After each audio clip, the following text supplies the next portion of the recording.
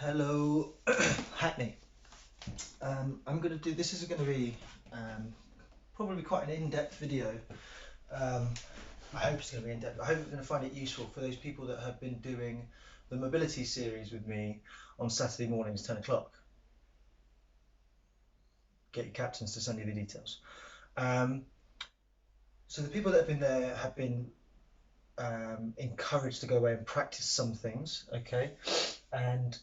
But some of the feedback I'm getting is that people aren't sure whether they're in the right position or not. So I thought I'd just take a little bit of a dive into a position that we've used quite a lot, which is called the 90-90. Now, if you've been exploring this on the internet and going down the rabbit hole, you will see a lot of people using this. But how do you actually get into the right position?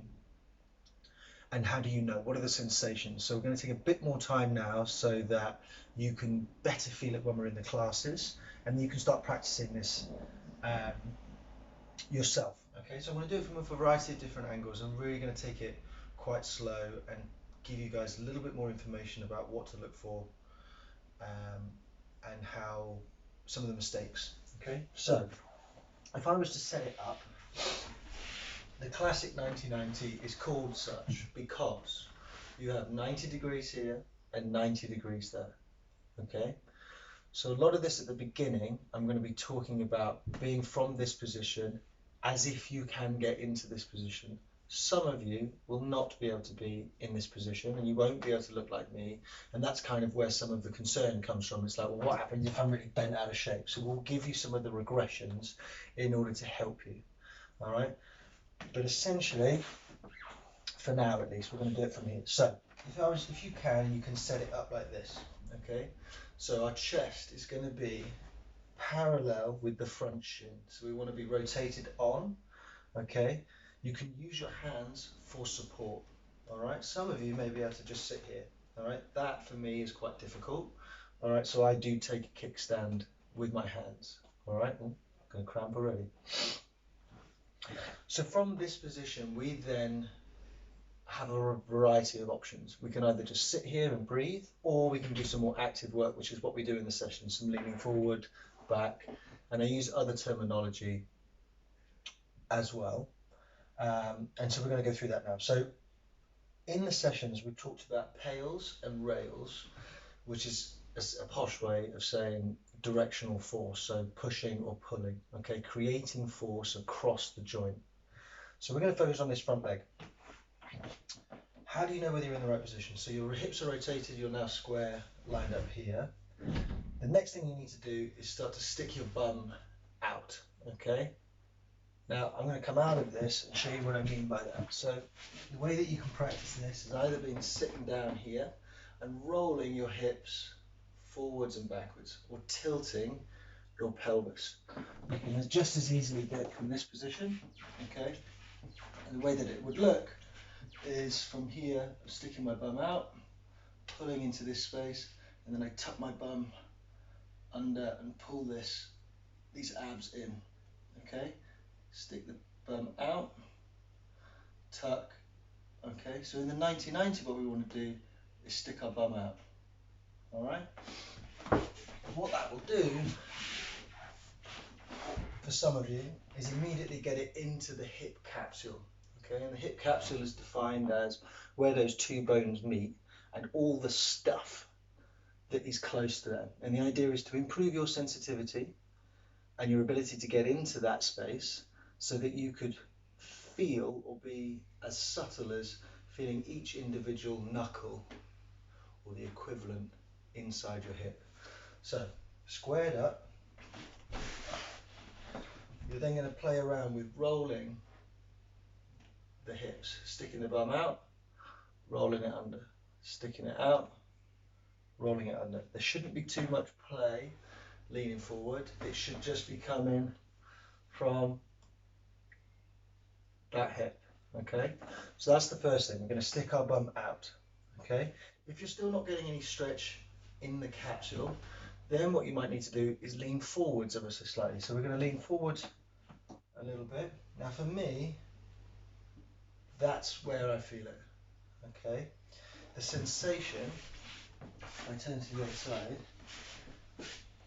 is in what we call the posterior capsule, Okay, so the back of the hip capsule. So I feel it back here. All right. For lots of you, you might feel it in your hamstring, but the more you do this and the more you become aware of where the sensation should be, the better you will be at making small changes, which I might not even be able to see as the teacher, but you will be able to feel. Okay? So once you've got the general idea, sticking the bum out, squaring the shoulders, taking the weight that you need, then you can then start to lean forward. Okay? Once you reach that stretch point, I suggest you then just breathe there into the belly and then out. Okay? I've lost it a little bit there, so I'm going to rotate again. I'm going to stick my bum out even more and try to learn how to keep it there even while you're breathing. Because what you'll find is as you exhale, you'll turn a little bit and then it will change where it feels on your body. Okay? We want to again keep it as close to that hip capsule as possible. Now, once you've got that stretch on and you've breathed and you've shown that you can keep it exactly where you want it, okay, we talk about Pale's contraction. That for you means pushing this front leg down into the floor, okay? This is the joint angle, this hip, this front hip here that we're going to be training, and there's two sides of that. So we've got the outside, which is all of this stuff under my leg and on the back. It's like a pair of pliers, okay? So it's the outside of that pair of pliers, and then you've got the inside. Okay, so the first thing we train is all the tissue on the back. Now, a Pale's contraction is something that you ramp up. You don't just turn it on and off like a light switch. It's a dial. It's like a dimmer switch. So we're rotated, we've stuck our bum out, and we've got that stretch. Then we can start pushing down. Well, sorry. First of all, you take a breath and brace into the abs. And then we start driving our knee down into the floor, turning up the intensity. Okay. And using all of the tissue, okay, hopefully through your ankle, through the knee, okay, driving that hip down as well. And at the same time, thinking about tightening up all that stuff in your back as well, as if you were going to open the pair of pliers, okay? So you were going to go from here to open more. But if you were to move backwards, you will lose the stretch. So we need to maintain the sensation in the capsule, but give the intention or work towards the intention of opening up, okay? And that's why it's an isometric contraction. So we're pushing down, and you get to where your safest effort is for that day. Then you turn that down, okay? You turn that contraction down. If you need to readjust, you might readjust, stick that bum out again, find that stretch. Then we're going to train the opposite side, okay? So all the tissue on the inside of the leg. Sometimes in the classes I give the cue that it feels like you're trying to lift your leg up, and in fact sometimes lifting the knee up can give a better sensation in the hip capsule. What we want to be trying to do is work towards keeping the leg on the floor but still having that sensation. Sometimes I also give the cue that you're trying to pull your belly button towards the end of the knee without rounding out. So we need to maintain that nice shape here. Abs are on again, and I then start to tighten up all of this tissue as I pull myself forwards more. Now if I start to round, stop. Work on creating more tension in the correct position rather than thinking, oh, I've got to go as far as I can and then getting out of shape. Okay? So as I do that, I'm squeezing my abs, I'm pulling forwards, this is all coming on, all right? So my calf is working hard. Imagine I'm trying to lift my foot up even though it's stuck to the floor. And I work deeper into that stretch. The sensation should still be in the posterior, in the back. If you're getting any pain or discomfort on the closing angle, you've gone too far. Stop, come back and work on creating more tension in a space where it doesn't affect the closing angle of the joint. So you're only feeling it in the back. Again, this is something you've got to practice, but now hopefully going through this, you've got your checklist. Are my shoulders square? Am I pulling? Okay. Are my abs working together? Am I keeping a good line of sight down here? It'll give you a better chance of getting a better stretch. Okay, so that's pails and rails in the front leg. We also do, actually, I'll get a bit of practice in here. We also work the back leg.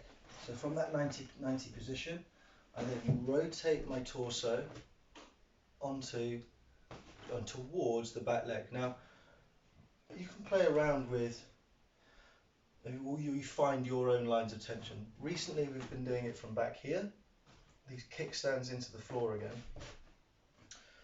And as you rotate, we want to see or feel more a divorcing of the femur from the hip. So if it's all moving together, that's no good. What we want is the torso to be moving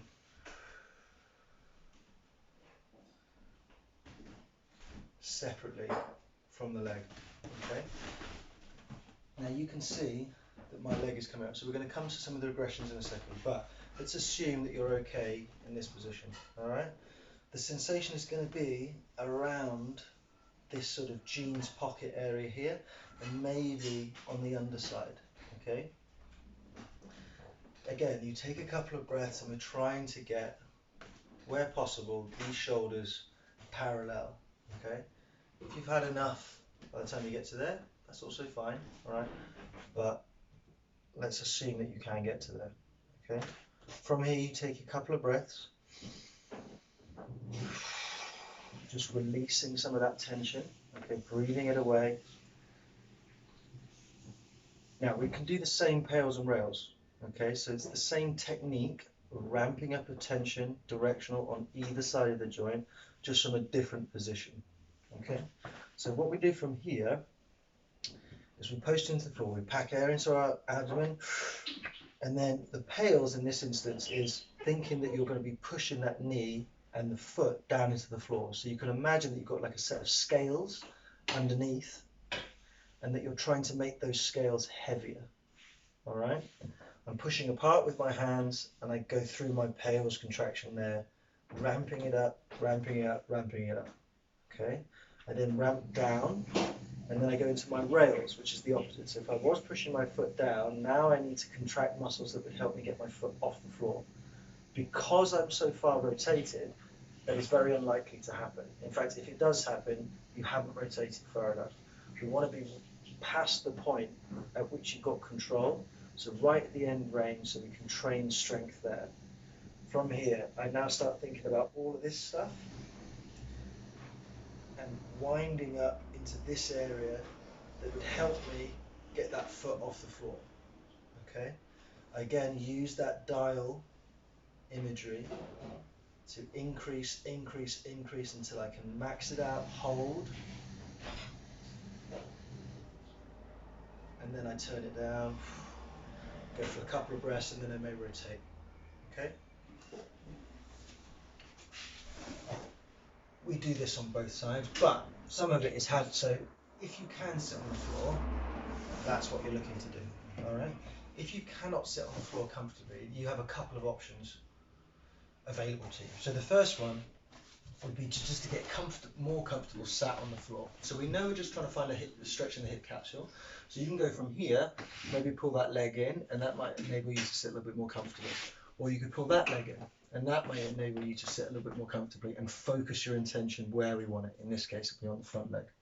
Okay, so just shortening the levers might be your first thing. Your second thing, if I was focusing on the front leg, this is my sticky hip. You can use yoga blocks, towels, cushions, whatever, just to give you a little bit more height. Okay, so I'm going to sit on this yoga block, and I'm going to do it front on now. And I set it up this way. So if I didn't have the block, I can't sit up very well. All right, I'm all over here. I have to be over there. By raising up a little bit, okay, it enables me to orientate my pelvis a little bit better. So now I can sit and I'm pretty much set up straight like a genie. Okay, so a little bit of height on the front leg, when we're concentrating on the front leg, can help. If that still doesn't help, you can pull the legs in, like we said before. Okay, whatever it takes in order for you to best feel that stretch in the hip capsule. Okay, if you feel like you're onto the right position, but you just need to practice it a little bit more, that's different. You're not going to be able to make those decisions if you're like really bent out of shape. So if you're really forcing it, probably says that you need to regress or just find something different. This is probably where we also say that this is just one position. This is a line in the sand that we, as a coach or as the trainer, we have to say that this is the position we're going to use. But you could just as happily find something from a standing position, or using a bench in the gym that's got more angles.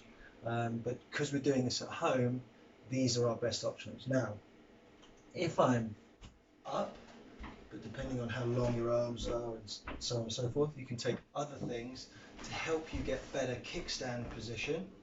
You can use this kettlebell that I have, all right, and that helps me position myself better again, so I can get that stretch in the hip capsule.